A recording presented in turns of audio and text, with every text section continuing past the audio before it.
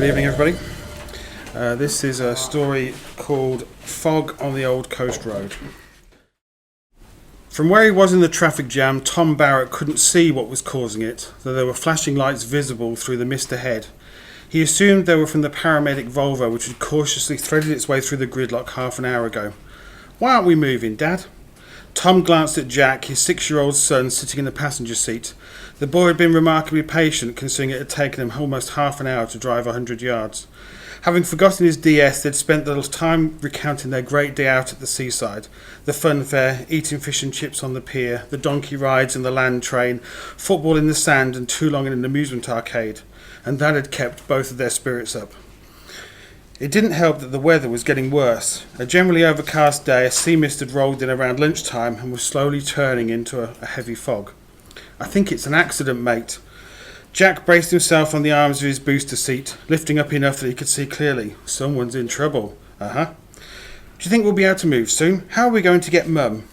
There was an element of panic creeping into Jack's voice, the worry that they wouldn't get to Boston in time to pick up Claire, his mum and Tom's wife. "Well, if we can't get on the main road, we'll find another way. But what if we're not on time? Then I'll phone her. Seriously, we've got plenty of time. She'll still be eating and chatting with her mates." He looked at the dashboard clock. They had a little over 90 minutes before they were due to pick Claire up from the Ghost Pearl restaurant in Boston. "But you're driving." Tom smiled and pulled his phone from his pocket, dropping it into the cup holder on Jack's seat. "There you go. You're in charge of the phone, okay? If we need to ring Mum, it's there." Jack picked up the phone, a big smile on his face. "No, we don't need to ring her now, just if we run out of time." "Oh, okay," said Jack, an exaggerated frown on his face, though he put the phone back. Tom laughed, and within a few seconds Jack joined him. Tom patted his son's knee as the car in front moved forward a few feet. "We're moving!" Tom reached through the gap between the seats, grasping for the road map. His fingertips caught one edge and he pulled it through. "We're moving again, Dad, come on!" Tom edged the car forward. From the corner of his eye he saw Jack nod his appreciation, and thought from the position of the lights that the incident must be on the main road. He checked the map and saw the thin ribbon of an old coast road, probably long since usurped by the main one, that appeared to run alongside the marshes. That was the way to go. A bus which had been blocking the junction moved, and a few moments later the car in front did too. It had a big nodding dog on the parcel shelf, and the sudden movement jerked it into life. Jack raised his hand as if to wave at the dog, then smiled at Tom. "The dog's going." Tom smiled. "So are we, mate." He kept up with the car in front, pulled into the traffic and followed the flow as a policeman directed him away from the accident, the paramedic's Volvo blocking his view of anything, and past the bus station. The traffic moved steadily as cars ahead peeled off into various side roads, and Tom checked the dashboard clock. Still plenty of time. The fog had thickened slightly, and whilst visibility at ground level wasn't bad, the tops of the trees and lampposts were all but gone in the mist. Jack was quiet, watching the road as Tom took a left and dog-legged his way through various residential streets. "There's the beach," Jack said eagerly. The sea was obscured by the fog. "We're on our way, Jack. We wanted the coast road and we've found it." "You're very clever," said Jack with a grin, and he patted his dad's leg, then sat back in his chair and sucked his thumb. The road was wide, with big detached houses on the right and the beach to the left. A couple of cars passed them, coming the other way, but their own lane was empty. Street lights, visible only as small white glows in the fog, stopped once the houses did. They passed through a tiny hamlet with just a dozen or so houses, each of them boarded up. Someone had painted graffiti on one, a round face with dots for eyes, a wide mouth with 3 rows of sharp teeth and horns. It was stupid, a childish attempt at the devil, but it unsettled Tom for some reason. A dog nosed through a pile of rubbish in front of some upturned dustbins and looked up as they drove by. It was thin to the point of emaciation. After the abandoned hamlet, the fog lifted enough that Tom could see patches of blue sky between gaps in the murk. "The fog's lifting," he said, and checked the rearview mirror. "I think it's coming after us, though." "What, chasing us?" Jack twisted in his seat. "No, it's coming down the coast, but we were in front of it. Fog's like rain, it can't hurt you. Charlie got hit by a bit of ice when it rained once. He said it really hurt. I think that was probably hail." "No, it was ice." They drove in silence for a few minutes. Fields became visible on the right, some of them planted with crops, most populated by small groups of cattle and sheep. On the near side they passed a long since abandoned petrol station. The pumps had been removed and the canopy was sagging, the corrugated metal punched with holes. The shop was intact, but the windows were boarded up and covered with graffiti. The sign was missing, and Tom wondered what the price of a litre had been when they threw in the towel. They passed a sign for Kingston next to sea, and a sign, 30 miles an hour, slow down, flashed. Tom obeyed as they drove through the town. It was little more than a high street, lined to the right with shops built into the ground floor of 3-storey buildings. A park and a civic-looking building passed on the left. A few people were walking in the light mist, and several cars were parked in marked bays. After the high street ended, Jack turned in his chair. "Dad, I need a wee." "What, now?" "Yes, sorry." "Well, no need to be sorry, mate. We'll find somewhere ahead." Jack nodded and put his hands in his groin, a sure sign that holding on wasn't going to be an option for long. A sign revealed itself through the mist, showing a bucket and spade and WC. "There we go," said Tom. He indicated left and turned into a narrow lane, bordered on either side by high hedges. The road dropped slightly into a wide, circular, gravelled car park. The pay and display machine sat in front of a small, squat toilet block, and Tom parked next to it. As soon as he turned the engine off, Jack was sliding out of his car seat and pushing open the passenger door. He'd raced around the front of the car before Tom caught up with him. After they'd both been to the toilet, they stood against the railings that separated the car park from the beach. The tide was out and they were a couple of 100 yards to the water's edge. Mist hung above it and the sun was barely visible as a pale disk. Southwards to his right, Tom saw that the beach petered away into grassy marshland, but stretched to the north as far as Tom could see. There was no one else on the beach. He checked his watch. They still had 40 minutes to get to Boston. "Did you want to have one last go on the beach?" "Really? Can we?" Jack ran onto the sand and Tom got the football out of the boot. Old wooden groins, maroon now, stood guard on the damp sand. "Jack!" Tom yelled and kicked the ball as hard as he could. It sailed up into the air, caught a gust of wind and curled away to the right. Jack, standing still with his head tipped back, watched it go over him and with a delighted shout ran after it. It bounced a few times until the wet sand deadened the momentum and it rolled gently against one of the groin posts. Jack raced for the ball and when he reached it tried to kick it back. It didn't go far. Tom started down the beach towards him as Jack kicked it again. It moved a little further this time onto the dry sand and the boy chased after it. Another kick, a little further, and Jack was grinning at him. "It's at your end now, you kick it." Laughing, Tom retrieved the ball and the pair of them spent a happy 15 minutes or so kicking it to one another. Jack's inability to stand in the same place meant that the game moved away from the car park towards town. Tom kept an eye on the tide just to make sure Jack didn't get caught out by it if the ball rolled down to the waterline. "I'm getting good at football, aren't I, Dad?" "You certainly are, mate." Tom's phone gave a feeble ring, sounding very unhealthy, and he took it out of his pocket. The signal bars flickered between none and one. The second bar briefly flashed and the phone beeped. "Are you playing, Dad?" Tom kicked the ball back. "I'm just checking my phone. Can I have a look for some crabs, then?" Tom checked the sea. "Yeah, but only go in the pools by the wood, okay?" Jack made a huge show of sighing with his shoulders. "Yes, Dad," he said. "It's not like I'm a silly little kid or anything." Tom smiled. The phone beeped once more before the signal bars disappeared altogether. He checked his watch. It was time to go. He glanced up to see Jack bending over, looking into the first pool of water he'd come to. Satisfied he was safe, Jack looked out to sea. The fog was denser now and creeping closer. Jack stood up straight, wiping his hands on his jeans. He looked briefly at Tom as if to make sure that he was still there, and began striding across the sand, heading for the next set of groins. "Jack," Tom called, cupping his hand around his mouth. "Stay there." The boy showed no signs of having heard, and continued to trudge to the groins. "Jack!" Someone moved onto the beach from the car park, and Jack felt a tingle of unease as they seemed to move in Jack's direction. He couldn't put his finger on why, but something was amiss. From this distance of a couple of 100 yards, and in the increasingly poor visibility, it looked like a very tall, very thin person, but beyond the general shape he couldn't make out any details. Jack was still walking, unaware that someone was coming down the beach towards him. Maybe the person was just heading out to the sea, their trajectory a coincidence, but Tom didn't want to risk it. "Jack, stay there!" The person seemed to move quicker at hearing the shout and appeared to glide over the uneven sand. Tom started to run, calling his son at the same time. "Closer, closer, Jack!" Closer still. Jack reached the groins and turned as if noticing the person for the first time. The boy stood, waiting patiently until the stranger reached him, and together they walked around the wooden posts and behind the panels, disappearing from sight. "No!" Tom ran harder, his feet sinking into the sand and slowing him down, as if this was all a dream. He angled towards the harder packed sand, and when he reached it, his speed increased. "Jack!" The groin was close now, but Tom couldn't see Jack or the stranger. He kept running, his lungs burning, his legs feeling so strong he could perhaps run a marathon. He slammed into the first wooden support of the groin and propelled himself around it, his hands rubbing over the rough and slimy texture. He was just about to call his son's name again when the word died in his throat. Jack was kneeling down, the top of his head almost touching the wooden slats. At first Tom thought he was injured until he saw that his son was gingerly fishing in the pool at his feet, as if he both wanted and couldn't bear the thought of a crab touching him. Jack? Jack looked up as if startled that his dad was right there. "Oh," he said, "you scared me." Tom took a deep breath, trying to settle his breathing. Why did you come down here?" His son beamed him a big smile. "To see the crabs, I told you." Tom couldn't see the stranger anywhere. Ahead, the fog bank was making land across the marsh, but there was no one there. Towards the sea, the horizon now lost, the beach was empty, and he knew the person hadn't walked towards the car park of the town because he would have seen them. Had he really seen anyone, or was it some kind of illusion, a trick of the light playing off the fog?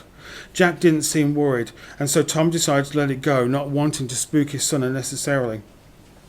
"You did. Of course you did," Tom said, and he knelt down to ruffle his son's hair. "Come on, Jack, we need to get moving." "Oh, Dad." "No, come on, we've got to go and get Mum." "Oh, okay then," said Jack, and jumped to his feet. As Tom stood up, he could see someone standing in the middle of the beach, level with the car park. He felt a chill run across his shoulders and his scalp pulled tight. He couldn't make out the person's face, but they seemed to be very tall and wearing a long coat.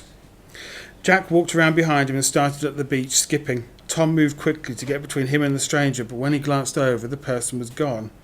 "What the—" he started. "What's up, Dad?" What was up? He was seeing someone perhaps walking the dog or taking their daily constitutional, and what did he think, really? That they were after his son? "Nothing, I just want to get going before the fog hits."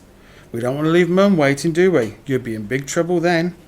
Tom laughed, the innocence of the remark surprising him out of his worries.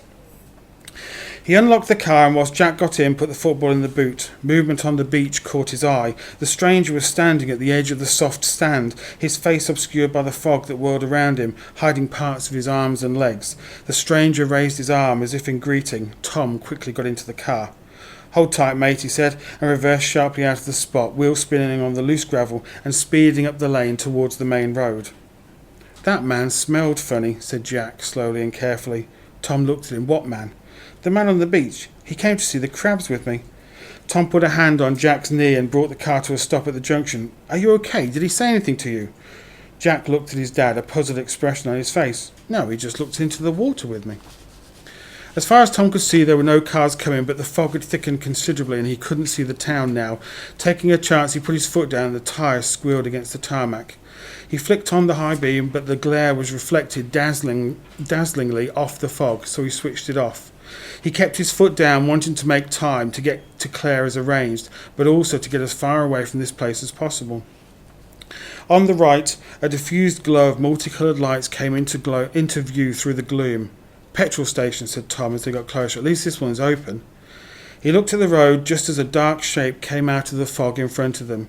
Tom slammed the brakes on and twisted the wheel, slewing the car across the lane towards the petrol station entrance. The man in the road moved as if he was trying to get in the way rather than avoid any impact. The sound of the collision was a dull thud. Tom stamped the brakes again, and from the corner of his eye saw Jack's head whiplash back into the back of the chair. The car juddered to a halt, half on the petrol station apron, and the man ran towards the shop. "Damn it," said Tom. His arms were braced on the steering wheel, painful at the elbows and wrists. He looked at Jack and the boy looked back at him, big tears hanging on his eyelids, threatening to spill at any moment. "Are you all right?" Jack nodded slowly. "You said a swear." "I know, I'm sorry. Are you okay? How does your neck feel?" "Fine." Tom ran his hand over Jack's head and down the back of his skull and around his neck, but everything did feel fine. "Are you sure?" "Yes." "Who was that? Did we hit him?" "I don't know. I couldn't see him properly, but I'm going to find out." Tom drove up onto the forecourt and parked directly in front of the night pay window. "Stay here," he said, and waited for Jack to nod. "I'll only be gone for a minute. If I'm any longer, I'll come and get you." "Okay, Dad." Jack gave him a big smile, but Tom could see something in his eyes that made him sad. Tom held his hand out and waited until Jack gave him 5. "I'll be just inside, all right? I'll come and get you in a minute." Tom got out and locked the car. He waved to Jack, then strode towards the shop entrance. The fog had pulled the temperature down, making the air feel crisp, and from here he couldn't see the road, which meant it was getting denser. That wasn't good. He looked through the shop windows, but they appeared to be covered with some kind of film, maybe to deflect the sun and keep it cooler inside, so he found himself staring at his own face.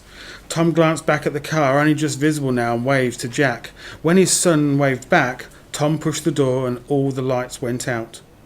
The change was startling. The forecourt lights, the sign, the shops, everything was off. Combined with the fog, visibility was now almost non-existent, and Tom's first thought was to get back to the car as quickly as he could.